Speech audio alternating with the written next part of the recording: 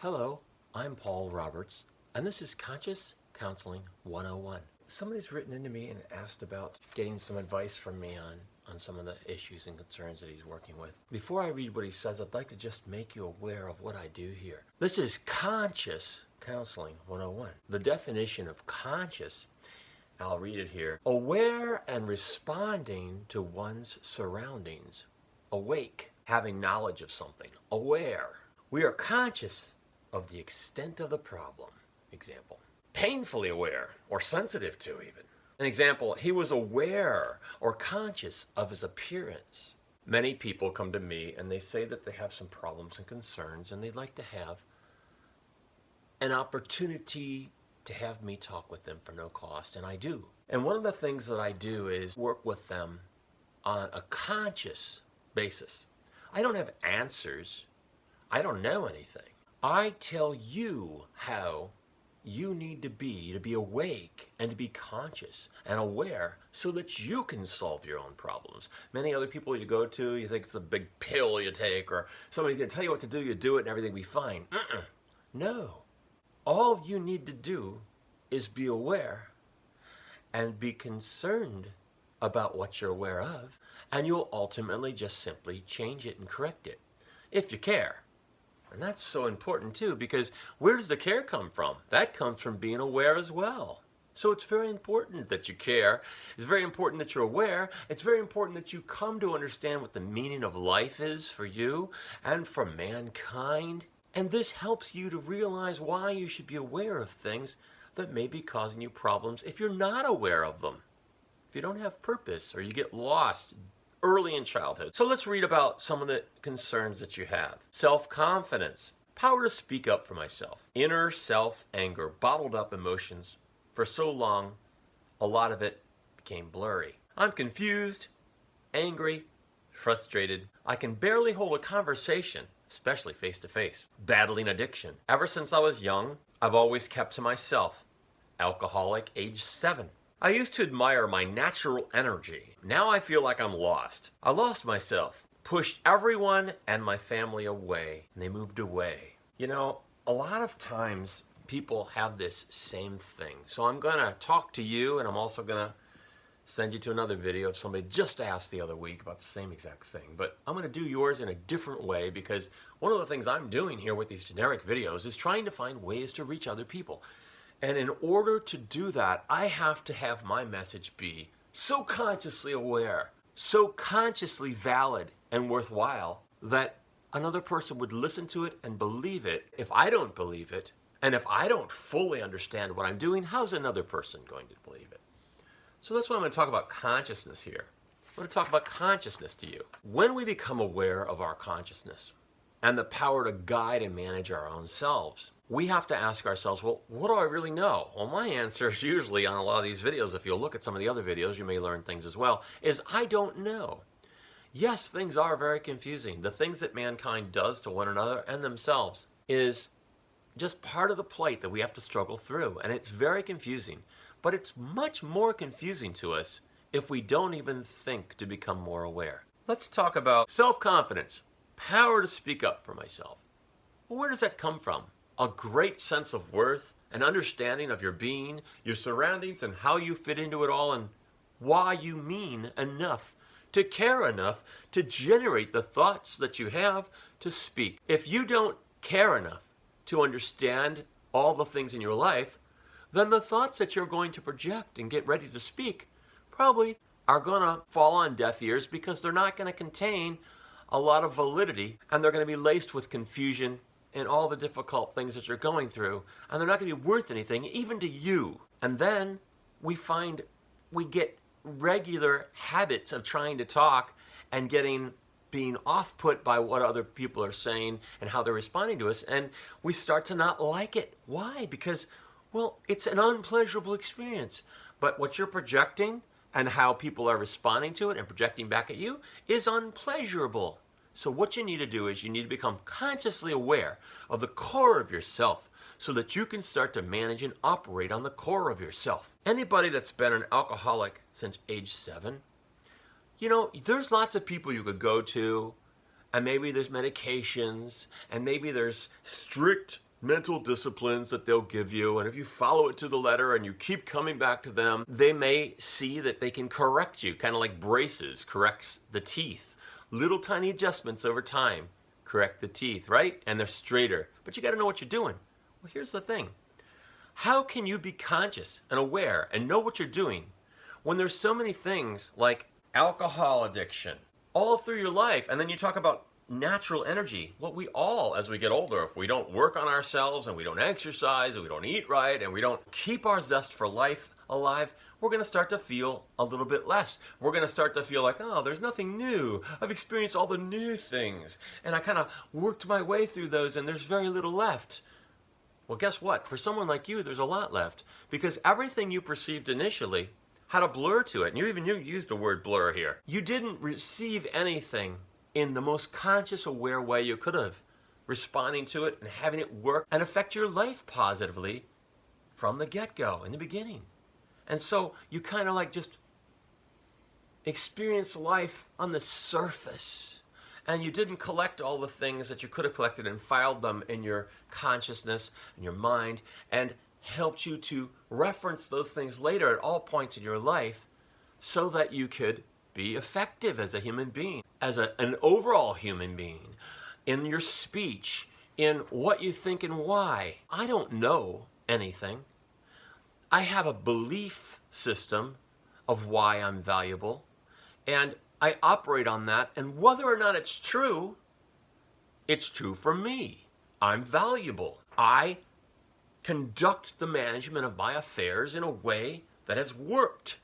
So I know that it works, at least in so much that when I put it to practice, it does what it needs to do. And so that, in turn, makes me more believing that what I believed in is true. Not just that it works, but that it's true. So I start to seek and find out, well, what is my purpose of life? Where did I get those insights from?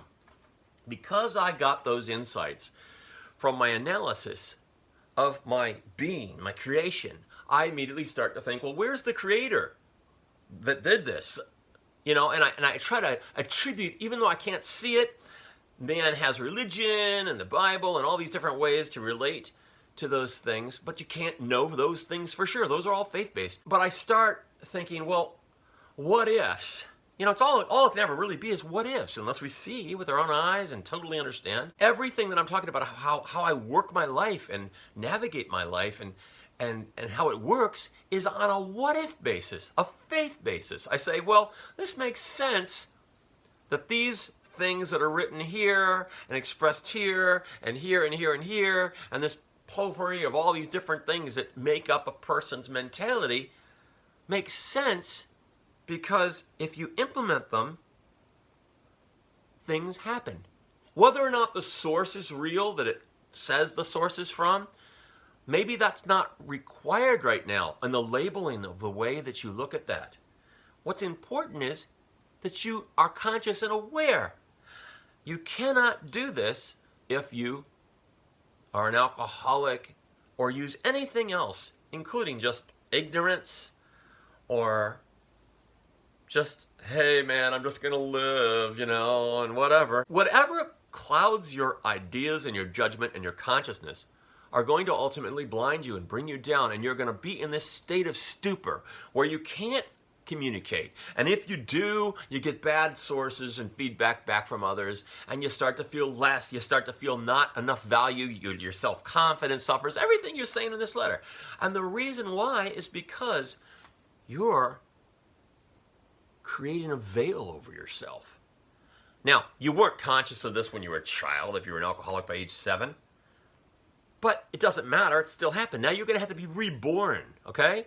To use Jesus saying. You're going to have to reinvent yourself. You're going to have to relearn. I have a lot of videos that talk about these concepts. You have to be maybe miserable enough, or maybe just seeing the light and becoming more aware and more conscious in order to. I don't know whether I'm capable of just saying something, and I don't really want to say something and just have you believe me and trust me and do what I say. That's not good enough, because then you're putting your faith in man. And man can lead you astray so fast. You can't put your faith in man. You can put your faith in you.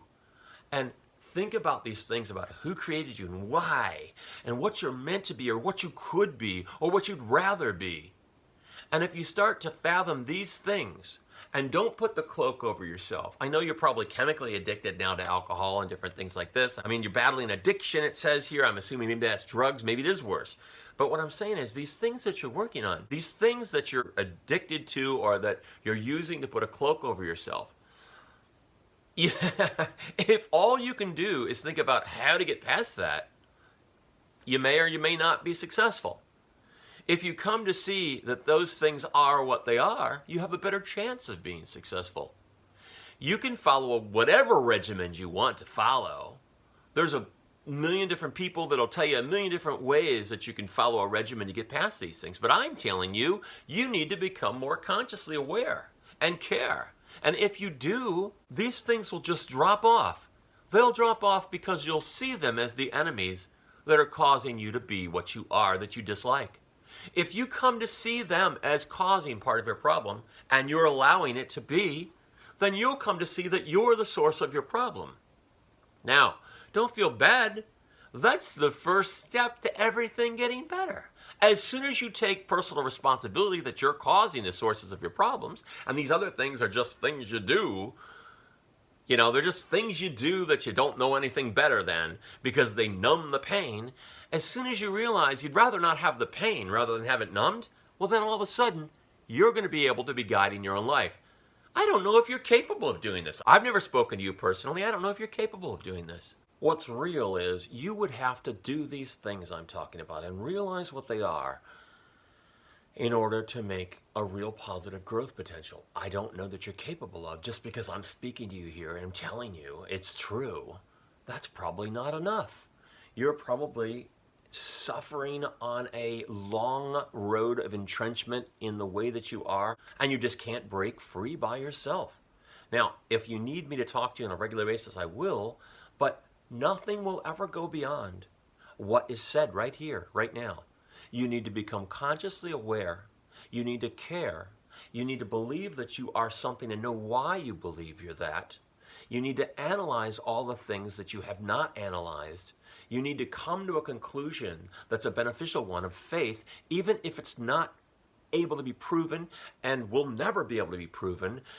There's positive value in it, and it will lead you in the proper directions if you believe in it and follow it and drop all these other things. If you can do that, you can get yourself on the road towards working things out. And you can't just always say, oh, I had a hard day today, I'm going to go ahead and fall back my own ways. Because no, if you do that, you haven't really seen. You don't really believe. You see, look at my video I did just the other day on sin. When you break through sin and you're going toward truth and light, you don't go back and then turn around and look at it again. You've broken through, you see. You see, these other things fall away once you truly see, once you truly believe, once you truly have faith. Even if you can never see the thing, you don't doubt, because you see each thing that you're doing making a positive value for yourself that you don't currently have. And that's what gives you the faith. And then you can say, yes, it's true, God really exists. Yes, it's true, Jesus, or however we're going to look at it, showed me these things, and they exist. Well, I give credit to those labels. I've come down a long road, and it's real, okay? I give credit to them now. But the long road I took, I never knew, and I still don't know now that it's because those things and people are real. I just say it must be and have faith in it is because what was said to be real is now. You see, that's how it works. But you have to have the confidence in yourself to try it and work it and leave these things on this just on the road, cold turkey. I hope your thought patterns and your mind is comprehensible enough to see these things consciously and be aware of them. But I'm patient. And if you want to talk with me more and tell me where we got so far and what you're seeing and what you're not seeing, I'll be glad to talk to you more. That's what I'm here for. Don't worry about costs, because these are things that many people need, and that's why I can't charge for them. Because if I did that, I'd be holding something back for mankind that they desperately need, and I just can't do that with a good conscience. Conscious and conscious, they're so close, but they're interrelated. You need to work on it all. and I'll help you. That's the first introductory video. I'm Paul Roberts. This is Conscious Counseling 101.